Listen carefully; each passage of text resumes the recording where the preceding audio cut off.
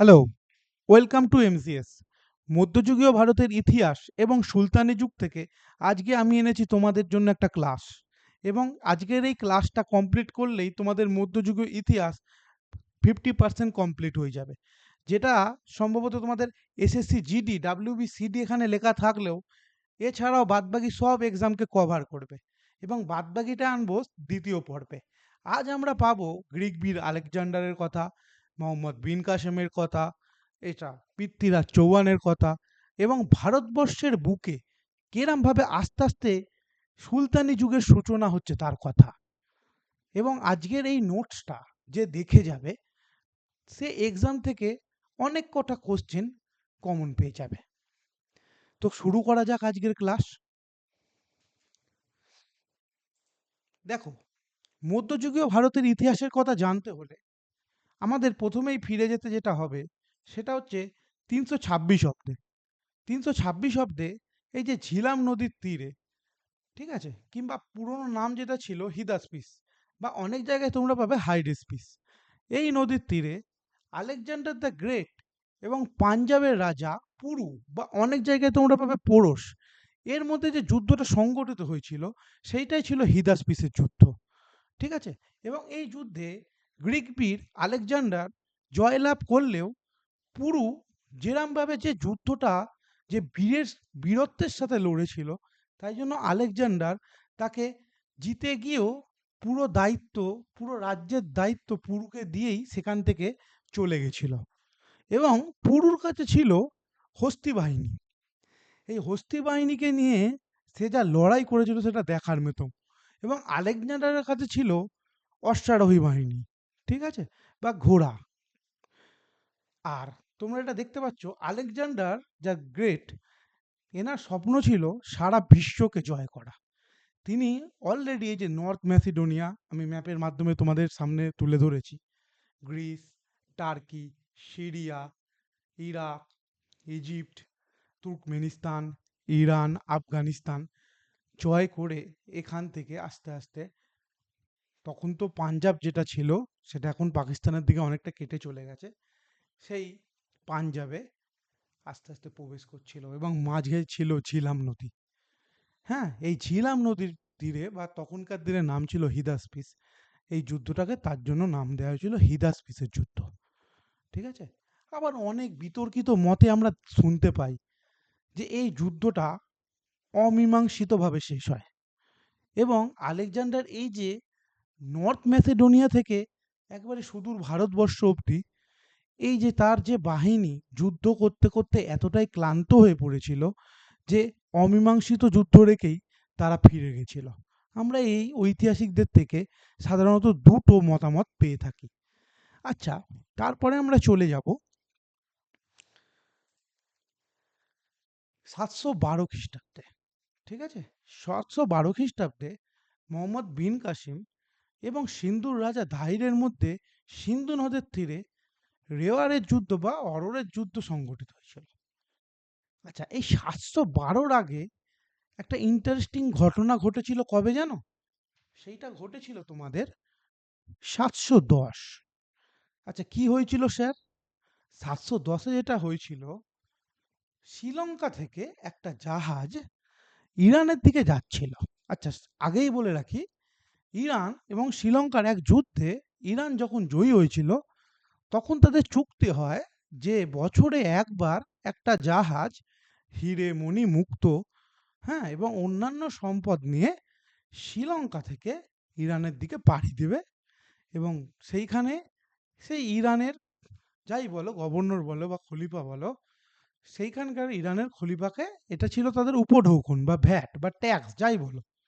তো এরকম একটা জাহাজ শ্রীলঙ্কা থেকে ইরানের উদ্দেশ্যে যাচ্ছিল, এবং মাঝখানে, ঠিক আছে, মাঝখানে এইটা আমাদের ভারতবর্ষের একটা জায়গায় আটকে পড়ে। ঠিক আছে। এবং এইখান থেকেই শুরুয়াত হয় এই যুদ্ধের।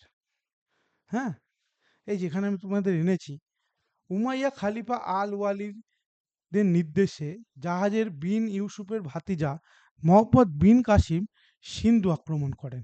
এবং এর প্রধান কারণ ছিল জলদস্যু দ্বারা সিংহল বা শ্রীলঙ্কা থেকে আসা একটা জাহাজ যেখানে মুসলিম নারী ছিল, হ্যাঁ? এবং কিছু অনেক জায়গায় আমরা পাই শিশুও ছিল।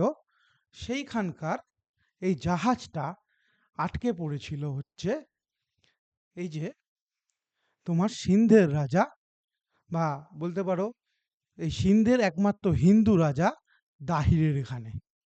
এবং দাহিরের এখানে এই জাহাজটা আটকে পড়লে ইরান থেকে খলিফা আল হাজাজ সন্দেশ সন্দেশ পাঠায়, যেটাকে সন্দেশ বলে, হ্যাঁ, বা খবর পাঠায় যে তোমার অঞ্চলে একটা জাহাজ আটকে আছে এবং তুমি দেখো সেটাকে। এবং রাজা দাহির এটাই কোনো কর্ণপাতই করেননি। সিন্ধুর রাজা দাহির এতে কোনো কর্ণপাত করেনি। তার ফলে আল হাজেজ বুঝতে পারে যে এটা হয়তো সিন্ধুর রাজাই করিয়েছে। তাই জন্য তার ভাতিজাকে দিয়ে, ভিন কাসেমকে দিয়ে, তিনি প্রথম ৭১২ খ্রিস্টাব্দে সিন্ধুর রাজাকে মানে দাহিরকে আক্রমণ করেন। এবং এটি ছিল ভারতবর্ষে প্রথম মুসলিম আক্রমণ। এই যুদ্ধে রাজা দাহির বীরত্বের সাথে লড়াই করেও পরাজিত হন এবং শেষে নিহত হন।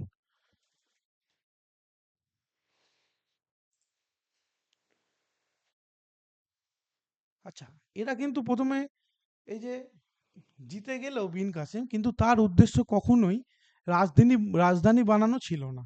তাই জন্য তারা জিতে গেলেও অবশেষে ফিরে যায়। আচ্ছা, তারপরে আমরা আসবো গজনীর সুলতান মাহমুদের কথা। সে ৯৯৮ থেকে ১০৩০ খ্রিস্টাব্দ অবধি বিভিন্ন কার্যক্রম করে গেছে। কি করে গেছেন? তিনি ১৭ বার ভারতবর্ষের বুকে সফল আক্রমণ করেছিলেন। ঠিক আছে? আচ্ছা, তিনি কে ছিলেন? এটা অনেক সময় আসে। তিনি ছিলেন সৌবক্তগিনের পুত্র এবং ৯৭১ খ্রিস্টাব্দে তিনি জন্মগ্রহণ করেন। আচ্ছা, ভারত আক্রমণ। ভারতীয় উপমহাদেশে তিনি সম্পদ লুণ্ঠন এবং ইসলাম প্রচারের উদ্দেশ্যে ১০০১ থেকে ১০০৭ খ্রিস্টাব্দে মোট ১৭ বার ভারত আক্রমণ করেছিলেন। আচ্ছা, এবার আমি এনেছি তোমাদের ১৭ বার আক্রমণ করলেও মোস্ট ইম্পর্টেন্ট যে আক্রমণগুলো, যেখান থেকে তোমাদের প্রিভিয়াস ইয়ার কিংবা আপকামিং এক্সামগুলোতে কোশ্চেন আসতে পারে, সেই ধরনের সালগুলো আমি তোমাদের সামনে তুলে এনেছি। তো আমি প্রথমেই দেখব ১০০১। ১০০১-এ তিনি প্রথম পাঞ্জাব, ১০০৫-এ ভাটিয়া, তারপরে মুলতান, তারপরে ১০১৮ মথুরা।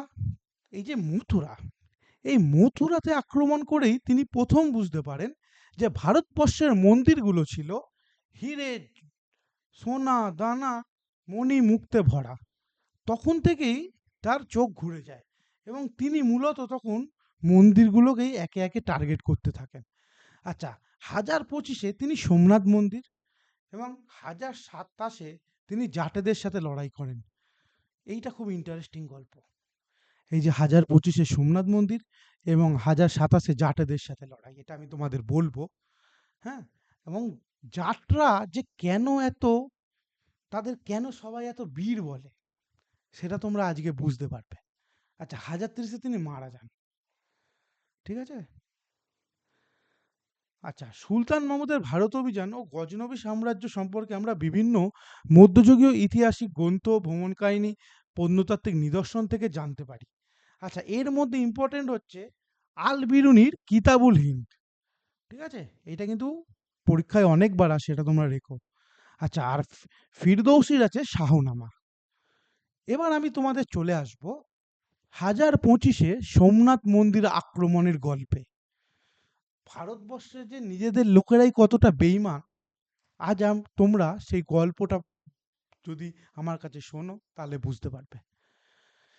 তিনি যখন ১০২৫-এ প্রথম সোমনাথ মন্দির আক্রমণ করতে আসেন, তো প্রথম তিনি মন্দিরের গর্ভগৃহে ঢুকে দেখেন যে আমাদের শিবলিঙ্গ সেটা হাওয়াতে ভাসছে। সেটা হাওয়াতে ভাসছে। হ্যাঁ? সেটা হাওয়াতে ভাসছে।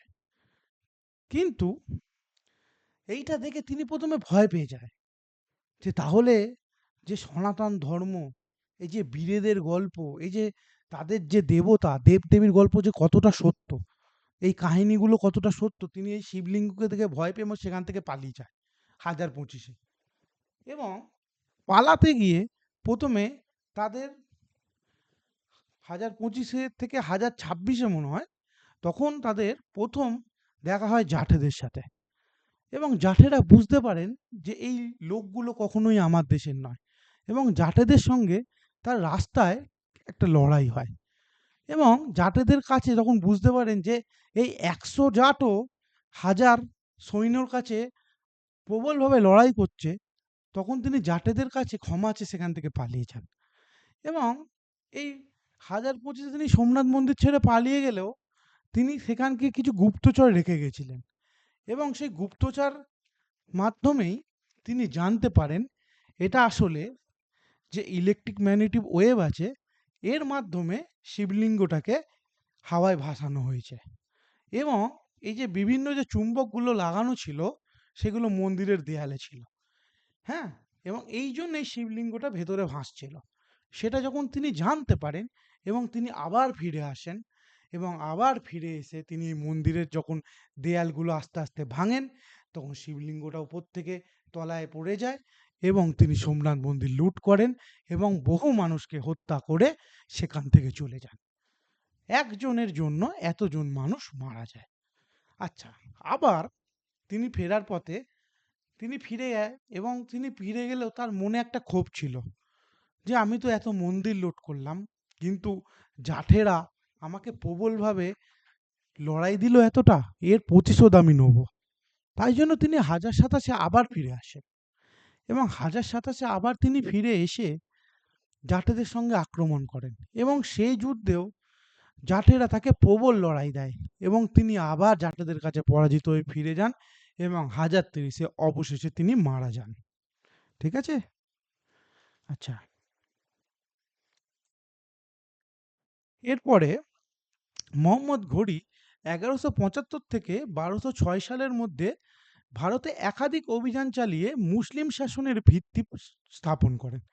আচ্ছা, প্রাথমিক তার বিজয় ছিল ১১৭৫ থেকে ১১৭৮।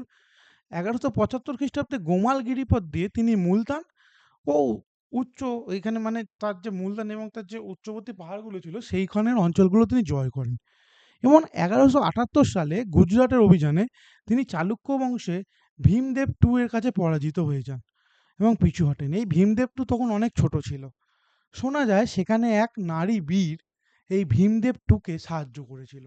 সম্ভবত তার নাম ছিল নায়িকা দেবী বলে। তিনি ভীমদেব টু এরই একজন আত্মীয়। সে ছোট ভীমদেবকে সামনে রেখে পেছন দিক থেকে লড়াই করেছিল, এবং এই লড়াইয়ে মোহাম্মদ ঘুরি পরাজিত হয়। হ্যাঁ, এবং তিনি কিছুটা পিছু হটেন, কিন্তু তিনি পুরোপুরি পিছু হটেননি। আচ্ছা, এই যে যেটা বলেছিলাম, যেটা পুরোপুরি তিনি পিছু হটেননি। গুজরাটে ব্যর্থ হয়েও তিনি পাঞ্জাব জয়ের পরিকল্পনা করেন, এবং ১১৭৯ থেকে ১১৮৬ সালের মধ্যে তিনি পেশোয়ার, সিন্ধু এবং লাহোর জয় করে গজনম্বী সাম্রাজ্যের অবসান ঘটান। আচ্ছা, হ্যাঁ। আচ্ছা, এবার আমি তোমাদের আসবো তরাইনের যুদ্ধে। মোস্ট ইম্পর্টেন্ট যেটা, প্রথম তরাইনের যুদ্ধ ১১৯১ এবং দ্বিতীয় তরাইনের যুদ্ধ ১১৯২। প্রথম তরাইনের যুদ্ধে পৃথ্বীরাজ চৌহান মোহাম্মদ ঘুরিকে পরাজিত করেন, এবং সেই দিনই তিনি জীবনের চরমতম ভুলটা করে ফেলেছিলেন। তোমরা বলবে কেন স্যার? আমি বলবো সেই দিনই যদি তিনি মোহাম্মদ ঘুরিকে বন্দি করতেন কিংবা হত্যা করে দিতেন, সব ঝামেলাটা মিটে যেত। কিন্তু ওই যে রাজপুত বীর, হ্যাঁ, তার সামনে কেউ ক্ষমা চাইলে কিংবা অস্ত্র ফেলে দিলে সে তাকে ক্ষমা করে দেয় কিংবা ছেড়ে দেয়। চৌহানও বা পৃথ্বীরাজ চৌহানও ঠিক সেই ভুলটাই করেছিলেন। তিনি প্রথমে মোহাম্মদ ঘুরিকে ছেড়ে দেন, এবং ১১৯২-এ ঘুরি পৃথ্বীরাজকে পরাজিত করেন, হত্যা করেন, এবং ভারতবর্ষের বুকে প্রথম তুর্কি শাসনের ভিত স্থাপন করেন।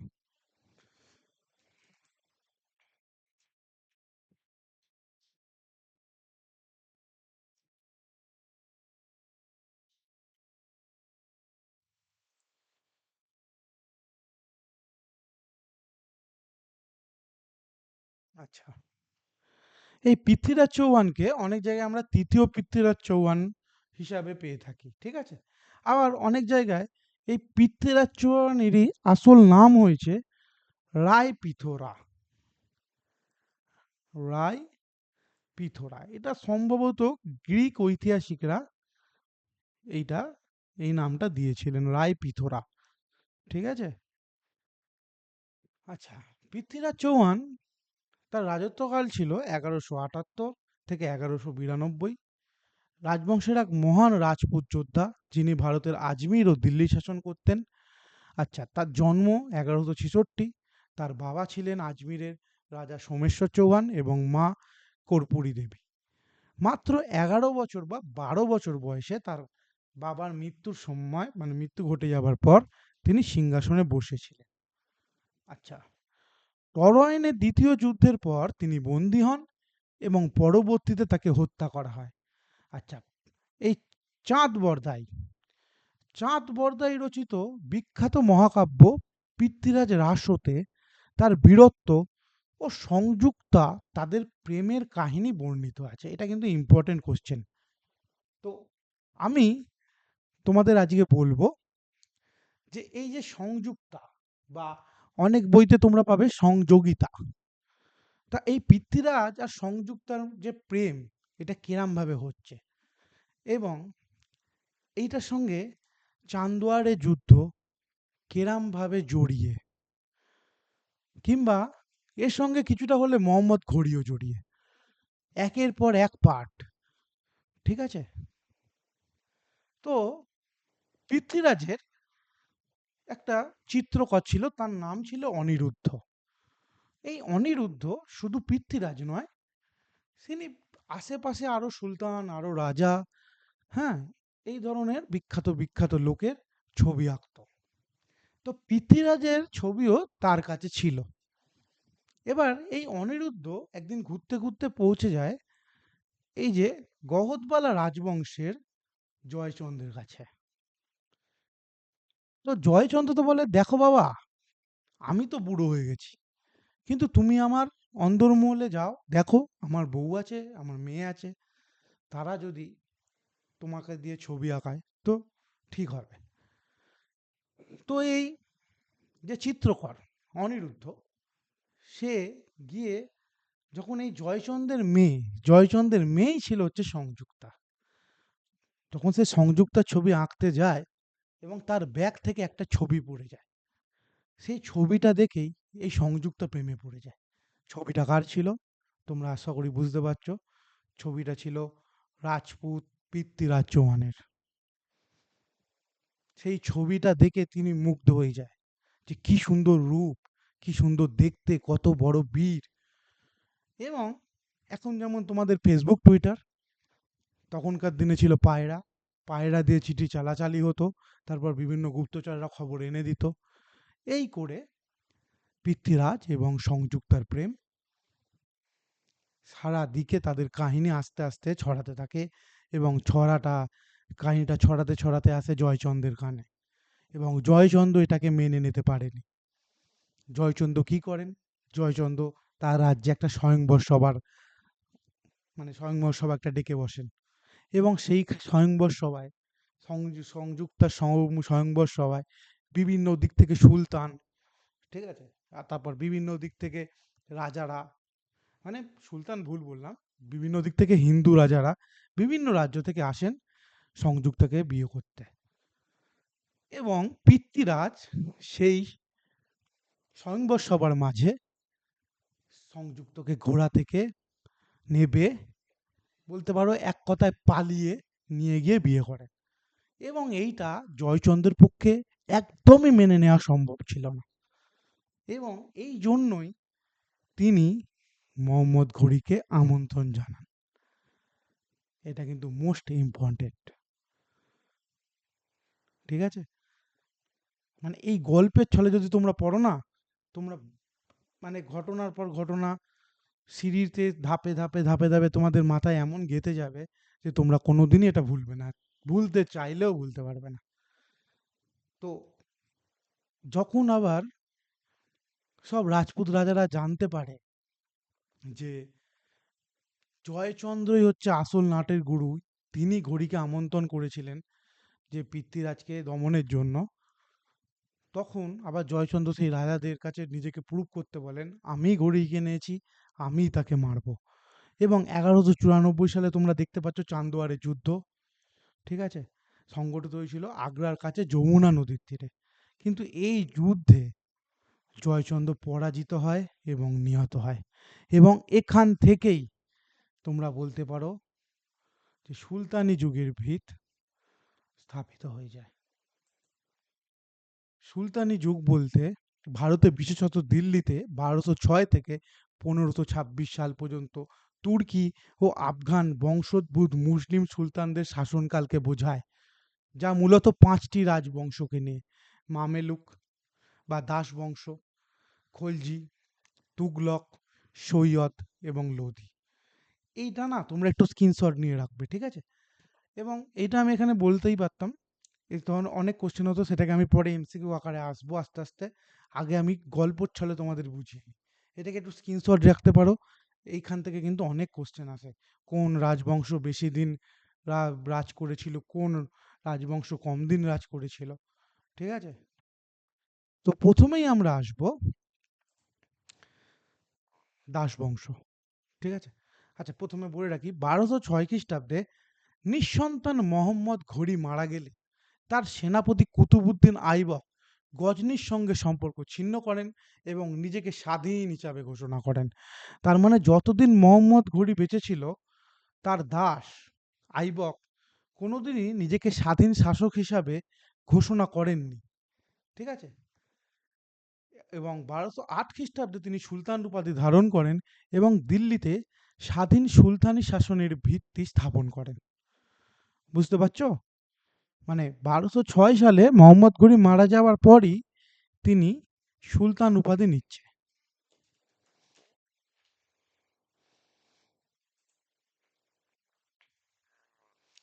আচ্ছা, এটা এখানটা একটু মিস্টেক হয়ে গেছে, এটা হবে এখানে ক হবে কয়স্য।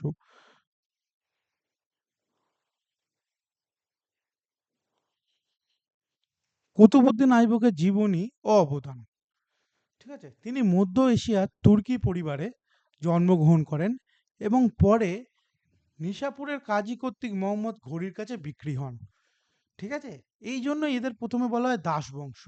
এই প্রথম কোথাও কোনো দাস তারা শাসন করছে, ঠিক আছে? তাই জন্য এই বংশটাকে বলা হয় দাস বংশ। আচ্ছা, তিনি দিল্লির পরিবর্তে লাহোরকে তার প্রশাসনিক কেন্দ্র হিসাবে গ্রহণ করেছিলেন। আর কুতুব মিনার, দিল্লির কুতুব মিনার নির্মাণ শুরু করেন এবং সুফি সাধক খাজা কুতুবুদ্দিন বখতিয়ার কাকির সম্মানে তিনি কুতুব মিনার নির্মাণ করেছিলেন, ঠিক আছে?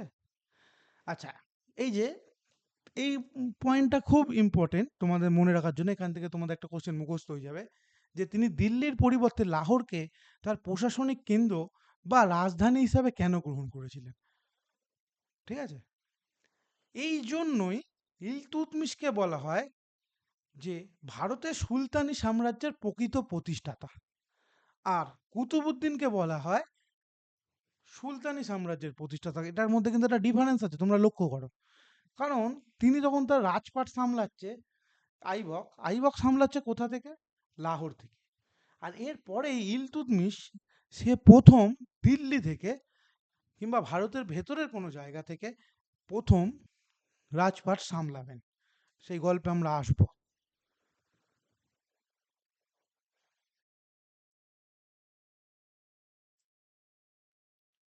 আচ্ছা, এছাড়াও তিনি কি করেছিলেন? তিনি করেছিলেন আড়াই দিনকা ঝোপড়া। রাজস্থান রাজ্যের আজমিরে অবস্থিত এটা। এটি প্রাচীন ঐতিহাসিক মসজিদ এবং কুতুবুদ্দিন আইবকের এটা কার সম্মানে তিনি বানিয়েছিলেন? আর একজন সাধক যিনি ছিলেন মঈনুদ্দিন চিশতির সম্মানে এই আড়াই দিনকা ঝোপড়া তৈরি হয়েছিল। আচ্ছা, তোমরা কেউ বলতে পারবে যে এই আড়াই দিনকা ঝোপড়া কেন বলা হয়? একদিনে মনে রাখবে ২৪ ঘন্টা। তাহলে ২৪ × ২ কত হয় গো? ২৪ × ২ হয় 48, এবং দুদিনে হয় ৪৮ ঘন্টা, তোমরা যেটা দেখতে পাচ্ছ। কিন্তু এই আড়াই দিনকার ঝোপড়া এটা তৈরি হতে সময় লেগেছিল ৬০ ঘন্টা। এই যে ৬০ ঘন্টা সময় লেগেছিল বলে এর নাম রাখা হয়েছিল আড়াই দিনকা ঝোপড়া। আচ্ছা, এছাড়াও তিনি এই কুয়াতুল ইসলাম মসজিদ দিল্লিতে এই বিখ্যাত মসজিদটি মানে নির্মাণ করেছিলেন। এবং 1210 সালে তিনি ঐতিহ্যবাহী চৌগান খেলা, ঠিক আছে? বা তখন বলা হতো, মানে এখন বলা, মানে তোমাদের সুবিধার্থে বলা হয় horse polo. Horse polo horse polo খেলতে গিয়ে তিনি মারা যান 1210 সালে, ঘোড়া থেকে পড়ে তিনি মারা যান। এবং তিনি একজন উদার শাসক হিসাবে পরিচিত ছিলেন, জানো তো? তাই তাই তাকে বলা হয় লাখবাক্স বা লক্ষ টাকার দাতা। তিনি এরম অনেককে টাকা দান করতেন, তার কোনো হিসাবও রাখতেন না, ঠিক আছে? এই জন্য তাকে বলা হয় তিনি একজন উদার শাসক ছিলেন। এই জন্যই তার নাম হচ্ছে লাখবাক্স। আচ্ছা, তার অকাল মৃত্যুর পর তার পুত্র আরাম শাহ, এরপরে তার জামাতা শামসুদ্দিন ইলতুৎমিশ দিল্লির সিংহাসনে বসেন। হ্যাঁ, তা ইলতুৎমিশ সম্পর্কে বিস্তারিত তথ্য ও প্রাথমিক জীবন। তিনি মধ্য এশিয়ার ইলবারি তুর্কি বংশে জন্মগ্রহণ করেন এবং কুতুবুদ্দিন আইবকের কৃতদাস ছিলেন। শাসনকাল তার ছিল 1211 থেকে 1236 অব্দি। আচ্ছা, এই যে তখন যে গল্পটা বলেছিলাম, তাকে বলা হয় দিল্লি সালতানাতের প্রকৃত প্রতিষ্ঠাতা। কারণ এই প্রথম কোনো সুলতান যে দিল্লি থেকে তার রাজধানী, রাজার দায়িত্ব, সুলতানের দায়িত্ব পালন করছে, ঠিক আছে? তাকে প্রকৃত প্রতিষ্ঠাতা বলা হয়। হ্যাঁ, এবং তিনি ইকতা প্রথা চালু করেন। প্রশাসনিক সুবিধার জন্য তিনি জমি বিলি বা ইকতা প্রথা চালু করেন। আচ্ছা, এছাড়াও তিনি করেছিলেন যেটা, তিনি টাকা বা টঙ্কা, এটাকে যেটা বলা হয় টঙ্কা,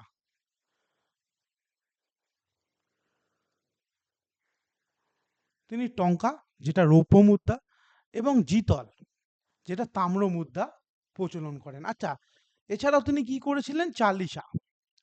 তিনি বিশ্বাসী তুর্কি দাসেদের নিয়ে একটি 40 সদস্যের পরিষদ গঠন করেন, যা বন্দেগানি চাহেলগানি বা চালিসা নামে পরিচিত। এই নাম, এই বানানটা এখানে ভুল হয়ে গেছে, এই বানানটা ইংলিশ বানানটা তোমরা ফলো করো, এটা হবে চালিসা। বা আমি বাংলা এখান থেকে তোমাদের লিখে দিচ্ছি, বানান ভুল হলে ক্ষমা করো। হ্যাঁ, বা চল্লিশা।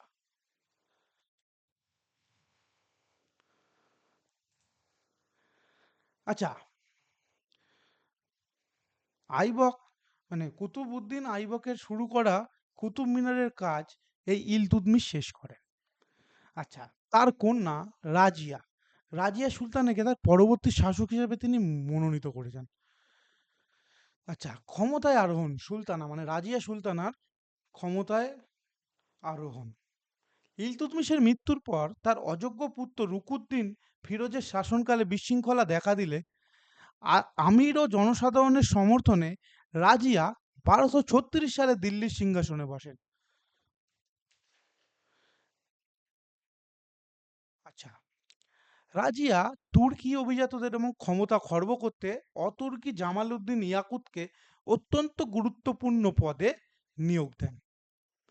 আচ্ছা, বিতর্ক, ইয়াকুতের প্রতি রাজিয়ার অতিরিক্ত আস্থা ও ঘনিষ্ঠতা তুর্কি অভিজাতদের মধ্যে জাতিগত বিদ্বেষ ও ঈর্ষা তৈরি করে। ক্ষমতা দখলের চেষ্টায় এই অতুর্কিদের প্রাধান্য দেওয়ায় এই সেই যুগের তুর্কি অভিজাতরা মেনে নিতে পারেনি। তারা রাজিয়ার আস্তে আস্তে বিপক্ষে চলে যায়। এবং রাজিয়ার এখানে একটা ট্রাইঅ্যাঙ্গেল লাভ স্টোরি আছে, তোমরা জানো? এটা তোমরা জেনে রাখা উচিত তোমাদের, তাহলে এই গল্পগুলো কোনোদিনই ভুলবে না, ঠিক আছে? এই রাজিয়ার ট্রাইঅ্যাঙ্গেল লাভ স্টোরিটা যেটা ছিল, এক হচ্ছে রাজিয়া, এক হচ্ছে আলতুনিয়া, এক হচ্ছে তার সেনাপতি ইয়াকুট। রাজিয়া এবং আলতুনিয়া এই দুজন ছিল ছোটবেলাকার বন্ধু। অনেক জায়গায় তোমরা পাবে ছোটবেলাকার প্রেমী, কিন্তু প্রেমী হওয়ার কোনো নির্দিষ্ট উদাহরণ এখানে পাওয়া যায় না। তাই জন্য তাদের আমরা বলবো তারা ছিল ছোটবেলাকার বন্ধু, ঠিক আছে? এই যে 1240 সালে যে ভাতিন্ডার গভর্নর জেনারেল আলতুনিয়ার কথা বলা হচ্ছে, এই আলতুনিয়া রাজিয়ার বিরুদ্ধে বিদ্রোহ করেন, ঠিক আছে? কেন আমি বলছি। আলতুনিয়া ছোটবেলা থেকেই রাজিয়াকে ভালোবাসতো, কিন্তু রাজিয়ার এরকম কিছু ছিল না তার মনে আলতুনিয়ার প্রতি। রাজিয়া একটু বড় হতেই ইয়াকুতের ওপর দুর্বল হয়ে পড়ে এবং সেইটা এই যে ভাতিন্ডার গভর্নর আলতুনিয়া কখনোই মেনে নিতে পারেনি। তিনি কি করেন? তিনি ইয়াকুতকে হত্যা করেন এবং ইয়াকুতকে হত্যা করে রাজিয়াকে আলতুনিয়াকে মানে নিজেকে বিবাহ করার জন্য বাধ্য করেছিলেন, মানে আলতুনিয়াকে বিবাহ করার জন্য বাধ্য করেছিলেন। ঠিক আছে?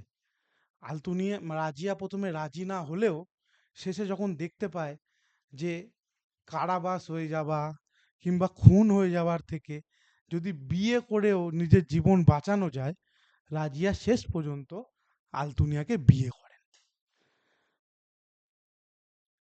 আচ্ছা, রাজিয়া বন্দী হন এবং পরবর্তীতে মালিক আলতুনিয়াকে বিয়ে করে ক্ষমতা পুনরুদ্ধারের চেষ্টা করলেও শেষ পর্যন্ত 1240 সালের অক্টোবরে তিনি পরাজিত হয় এবং নিহত হয়। আচ্ছা, সুলতানা রাজিয়ার মৃত্যুর পর দিল্লির সিংহাসনে বসেন তার সৎ ভাই মুজুদ্দিন বহরম শাহ। ঠিক আছে? এ খুব একটা ইম্পর্টেন্ট নয়। আচ্ছা, দাস বংশের বা মামেলুক রাজবংশের শেষ সুলতান ছিলেন মুজাউদ্দিন মাহমুদ শাহ বা নাসির উদ্দিন মাহমুদ। এটা বিভিন্ন জায়গায় বিভিন্ন নাম পাওয়া যায়, তবে নাসির উদ্দিন মাহমুদই হচ্ছে অথেন্টিক বলতে পারো। ঠিক আছে? তোমরা যদি এনসিআরটি ফলো করো তাহলে নাসির উদ্দিন মাহমুদই হবে রাইট। হ্যাঁ, তো আজকে তোমাদের ক্লাস এখানেই শেষ হচ্ছে। এরপরে আমরা আসবো বলবন এবং তারপরে খলজি রাজবংশ এবং আস্তে আস্তে কিরমভাবে সুলতানি যুগ শেষ হয়ে মোগলদের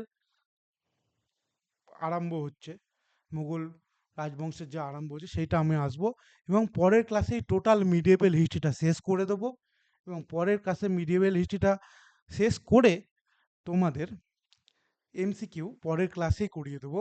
টোটাল মিডিয়েভেল হিস্ট্রি পরের দিন একটা ধামাকা ক্লাস হবে, কমপ্লিট মিডিয়েভেল হিস্ট্রি। আজকে ফার্স্ট পার্ট হলো, পরের ক্লাস হবে সেকেন্ড পার্ট। তো তোমরা এই চ্যানেলটার পাশে থাকো, এই চ্যানেলটাকে সাবস্ক্রাইব করো, লাইক করো, হ্যাঁ, এবং বলো তোমাদের পড়ানো কেমন লাগছে এবং কি ধরনের নোটস, কি নোটস তোমাদের আরও লাগবে আমাদের বলো। জেনারেল নলেজ, কারেন্ট অ্যাফেয়ার্স আস্তে আস্তে সব আসবে, এমনভাবে আসবে যাতে তোমাদের বাংলায় আর কোনো চ্যানেল ফলো করার দরকার পড়বে না। তো আজকে আসি, টাটা, গুড বাই।